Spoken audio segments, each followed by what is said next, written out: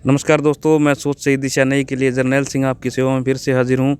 और आज जो हमारे साथ रूबरू होने जा रहे हैं सुशील जी थोरी, गांव जोतड़ से भावी सरपंच हैं। जानते हैं इनसे विस्तार पूर्वक क्या क्या इन्होंने विकास कार्यों करने की इनकी मंशा है और जो ये जो गांव की सेवा के लिए क्यों अग्रसर होकर आगे आए हैं। तो सबसे पहले तो सुशील जी नमस्कार। नमस्कार जी।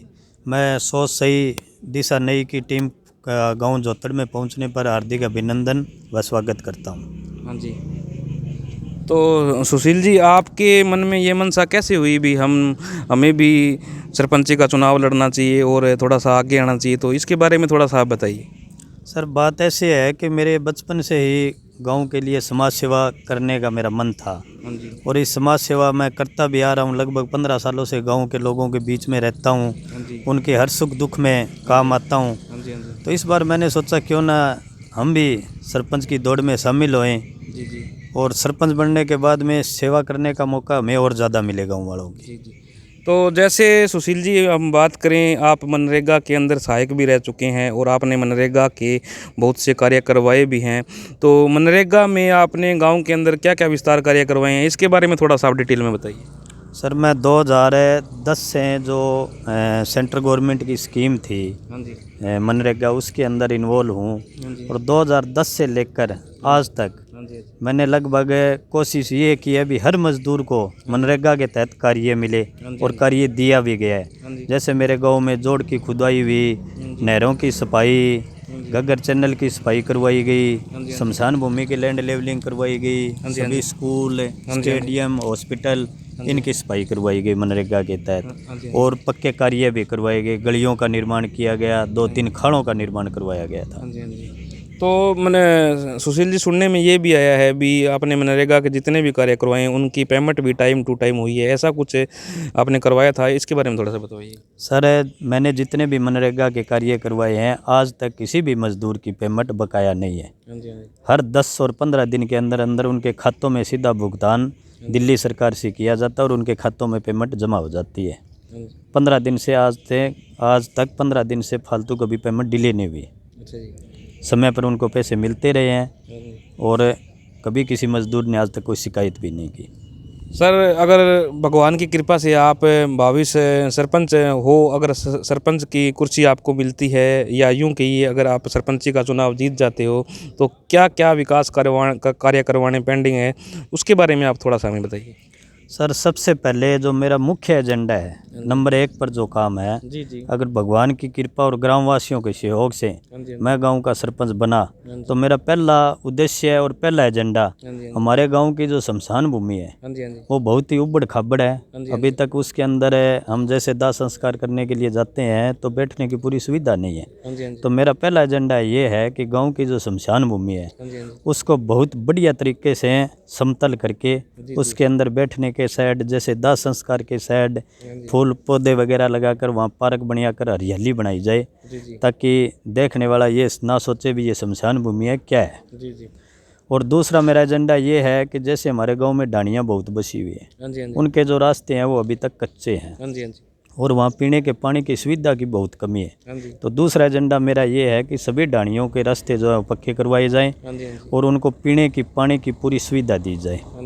और तीसरा एजेंडा ये है कि जैसे मैं पहले भी बताया था मनरेगा में कार्य करता रहा हूँ, तो मेरे सरपंच बनने के बाद में जो मज़दूरों को 100 दिन का रोज़गार मिलता है उनको हर मज़दूर को 100 दिन का रोज़गार मिलेगा और उनकी पेमेंट हर 10 और 15 दिन के अंदर अंदर उनके खातों में जमा करवा दी जाएगी। जैसे गरीब लोग हैं जिनके पीले कार्ड नहीं है, तो कोशिश ये रहेगी भी जितने भी वंचित परिवार रह चुके हैं पीड़ों कार्डों से और जो पात्र हैं उन सभी के पीले कार्ड बनवाए जाएं। और जो प्रधानमंत्री आवास योजना की जो स्कीम है सेंट्रल गवर्नमेंट की मकान बनाने की, जो गरीब आदमी अपने खुद के पैसों से मकान नहीं बना सकता, जिसके पास पैसे नहीं है, तो उनको ज़्यादा से ज़्यादा गाँव के अंदर गरीब आदमियों को प्रधानमंत्री आवास योजना के तहत मकान दिलाने की। और जितनी भी गांव के अंदर गलियां रह चुकी है उन सभी गलियों को IPP इंटरलॉक बनाई जाए।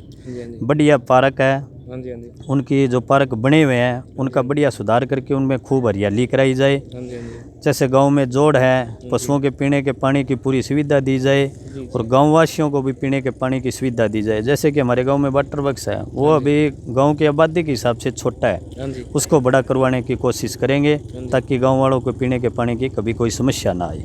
जी। तो एक सुशील जी, आपने बहुत से अपने जो विकास कार्य हमें बताए हैं भी, जो गांव के जोड़ के अंदर जोड़ को पक्का करवाने को लेकर बात करें या फिर शमशान भूमि को लेकर बात करें, और जो सर ये आगे और भी कोई कई कई जो जिस तरह पेंशन की मैं बात करूं तो हमारे सुनने में ये आया है भी आपने बहुत से लोगों की निःशुल्क अपने जेब खर्चे से पेंशनें लगवाई हैं। चाहे मैं बुढ़ापा पेंशन की बात करूं, चाहे मैं विकलांग पेंशन की बात करूं, चाहे विधवा पेंशन की बात करूं, तो इसके बारे में थोड़ा सा बताइए भी। आपने हमारे सूत्रों के हिसाब से हमें सूचना मिली है भी आपने 200 से ज़्यादा पेंशनें भी बहाल करवाई हैं, तो इसके बारे में थोड़ा सा बताइए। सर ऐसा है कि मैंने पहले भी बताया था कि मेरे मन में इच्छुक है समाज सेवा करने हाँ की। जी, हाँ जी, मैं समाज सेवा के नाते, जैसे हमारे बुजुर्ग हैं उनकी 60 साल की उम्र हो गई, हाँ जी, किसी ने मेरे को बोला भी मेरी 60 साल की उम्र हो गई, तो मैंने उनसे फार्म लिए, उनको कभी रानियाँ नहीं आने दिया, उनको कभी सिरसा के चक्कर काटने नहीं दिए। हाँ जी, जैसे कोई गरीब आदमी है जेब से 100-200 रुपये नहीं लगा सकते, उसके लिए मैंने अपनी जेब से पैसे लगा दिए, मैंने कभी पेंशन का एक पैसा भी किसी से नहीं लिया। जी, जी, और कोशिश मेरी यही रहेगी आगे भी किसी भी बुजुर्ग, कोई विधवा या कोई अपाहिज हैंडीकैप्ड वगैरह है तो उनको चक्कर ना काटने पड़े, सीधा फार्म मेरे पास दे के जाए, उनके घर बैठे पेंशन उनके खातों में ही आएगी, जो जेन्युइन होगा जी, जी, उसकी। जी, जी, तो कोशिश यही रहेगी भी ज़्यादा से ज़्यादा मैं गांव वालों की सेवा करूं और सेवा कर सकूं, हाँ जी। हमारा प्रयास यही है। अच्छा, तो सर सुनने में एक बात है, हमारे सुनने में एक और भी आती है भी, या 36 बिरादरी को लेकर अगर मैं बात करता हूँ, एसी समाज या बीसी समाज या जनरल समाज की बात करें तो उनके अंदर भी आपने कोई आज तक भेदभाव नहीं समझा है, तो इसके बारे में थोड़ा सा बताइए, क्या कहना चाहिए। सर ऐसा है कि मेरा बचपन जो है हाँ जी, वो आप एसी समाज कर लो या बैकवर्ड क्लास कर लो, उनमें ही गुजरा है। मैंने आज तक कभी जाति पाति नहीं समझी, मैं सभी को एक समान समझता हूँ। मैंने कभी भेदभाव नहीं समझा, चाहे चाय हो, पानी हो, रोटी हो, मैं खाता रहता हूँ जी, जी, जी, मेरे को कोई दिक्कत नहीं है। और ना ही मेरे मन में कोई ऐसी हीन भावना रहती है भी ये फलानी जाति से या फलानी जाति से।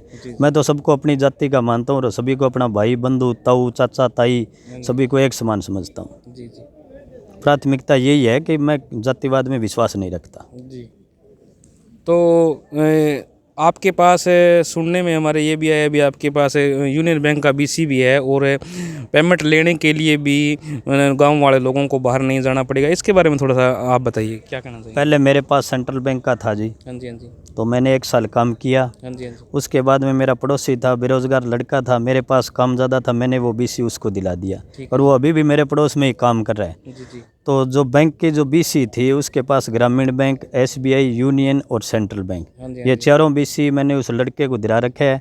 किसी भाई को 40,000 रुपये तक जमा करवाने या निकलवाना हो तो रानिया या सिरसा के चक्कर नहीं काटने पड़ते। ये 24 घंटा सुविधा गांव में उपलब्ध है और मैं खुद कार्य करने में असमर्थ था, इसलिए मैंने उस लड़के को ये दिलवा दिया जी।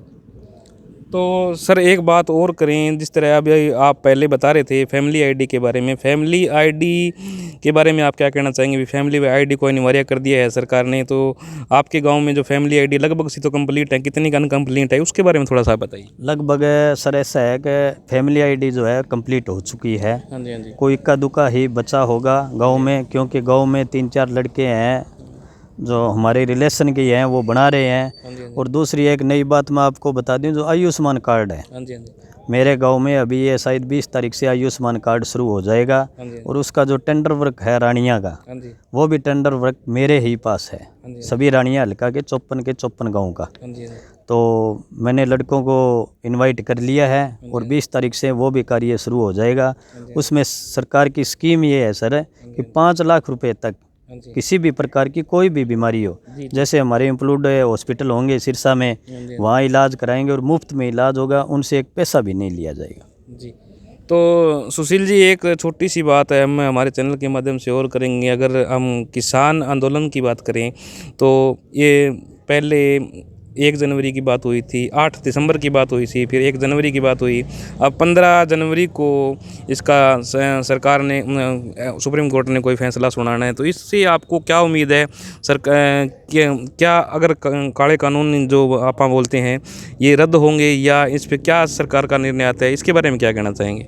सर ऐसा है, सरकार का निर्णय तो हम बता नहीं सकते। हाँ जी, मैं एक किसान का बेटा हूँ और खुद किसानी करता हूँ, हाँ जी, हाँ जी, तो मैं इस कानून के खिलाफ हूँ जी। हाँ जी, हाँ जी, दूसरी बात ये है, ये आंदोलन जो चल रहा है वो सही है। अगर ये काले कानून हमारे देश में आ गए तो किसान क्या, कैमरा वर्ग, मजदूर जो भी हो, सभी सड़क पर आ जाएंगे। किसी का कुछ बंटने वाला नहीं है, क्योंकि ये निजी कंपनियां आने के बाद में अपना मनमर्जी से काम करेगी और मनमर्जी से बेचेगी। तो ये काले कानून जो है ये बिल्कुल सरकार गलत ले आई है और हम इसके खिलाफ है जी। मैं खुद एक किसान हूँ और किसानवादी हूँ। सर एक छोटी सी बात और करेंगे, तो जिस तरह कारपोरेट घरानों की बात करूं, जियो की भी हमारे देखने में आया, कई जगह टावर तोड़े गए हैं, तो इसके बारे में सर आप क्या कहना चाहेंगे? जो रिलायंस का लोगों ने बाईकाट किया है या बीजेपी और जेजेपी का बाईकाट किया है? ये अच्छा काम किया है जी लोगों ने। मेरे गांव में जियो की सिम थी, शायद कोई इक्का दुक्का आदमियों के पास जियो की सिम बची होगी, बाकी सभी पोर्ट हो गई। मैंने खुद पोर्ट करवाई है। मेरे पास जियो की थी, 3 साल से जियो चला रहा था, लेकिन मैंने ये किसान विरोधी है जियो, क्यों ये अंबानी और अडानी जो दो हैसियत हिंदुस्तान की जो है हैसियत यहाँ मोदी इनके हाथों में बिका हुआ है। ये लोग इनका बाईकाट कर रहे हैं, बहुत बढ़िया है, अच्छा भी है और हमें अच्छा भी लग रहा है बाईकाट करने का। और मैं तो ये कहता हूँ जिस भाई के पास जियो की सिम है, कोई जियो का प्रोडक्ट खरीदता है तो वो बंद करे, तभी इनको घाटा लगेगा, तभी इनको पता चलेगा कि आदमी की कीमत क्या होती है। सर हमने गांव-गांव के अंदर यात्रा की है, बीजेपी और जेजेपी के कई जगह तो बैनर लगे हुए हैं। जिस तरह मैं बम्बूर गांव की बात करूं या इधर मेमंदपुरिया की बात करूं, कल भी हमने वहां गए थे, तो बीजेपी और जेजेपी का आना मना है और अगर कोई नुकसान होता है तो उसका वह सब खुद जिम्मेवार होगा। इस पर आप क्या कहना चाहोगे? इस पर क्या बोलें जी, जो आएगा वो खुद अपने भरोसे आए। हाँ जी, हाँ जी, क्योंकि ये किसान आंदोलन चल रहा है, देश भर में आग लगी हुई है जी इस चीज़ की। हाँ जी, हाँ जी, तो जो आएगा वो नुकसान उठाएगा जी। ये सही है, वो लोग किसान हैं, ये अपने हिसाब से सही कर रहे हैं जी। जब नेता लोग हमारी किसानों की बात नहीं सुन रहे हैं तो हम क्यों उनकी बात सुने? वो सही कर रहे हैं जी, गलत नहीं है इस बात में। सर एक छोटी सी बात और करें तो जिस तरह चौधरी अभय सिंह चौटाला ने अपना इस्तीफ़ा दिया है, तो उस इस्तीफे पर आप क्या आपकी दिनचर्या क्या कहना चाहेंगे? उन्होंने बहुत बढ़िया काम किया है जी। चौधरी देवीलाल के पोते हैं और चौधरी देवीलाल के पच्चिनों पर चलते हुए इन्होंने ये बहुत अच्छा कार्य किया है। मैं तो कहता हूँ ये सभी ने करना चाहिए ये, लेकिन लालचवश लोभवश ये काम नहीं कर रहे हैं इस्तीफा देने का। और चौधरी अभय सिंह चौटाला ने जो इस्तीफा दिया वो सही है, बिल्कुल सही, और आने वाले टाइम में इसका रिजल्ट भी निकलेगा। तो धन्यवाद सुशील थोरी जी। तो हमारी बात हुई सुशील जी थोरी से। तो इस वीडियो को ज़्यादा से ज़्यादा शेयर कीजिए, लाइक कीजिए, कमेंट कीजिए और कमेंट करके ये बताना मत भूलें वीडियो कैसी लगी। अगर वीडियो के अंदर कोई कमी नज़र आती है तो प्लीज़ कमेंट करिए ताकि हम वीडियो को और अच्छा कर सकें। धन्यवाद दोस्तों।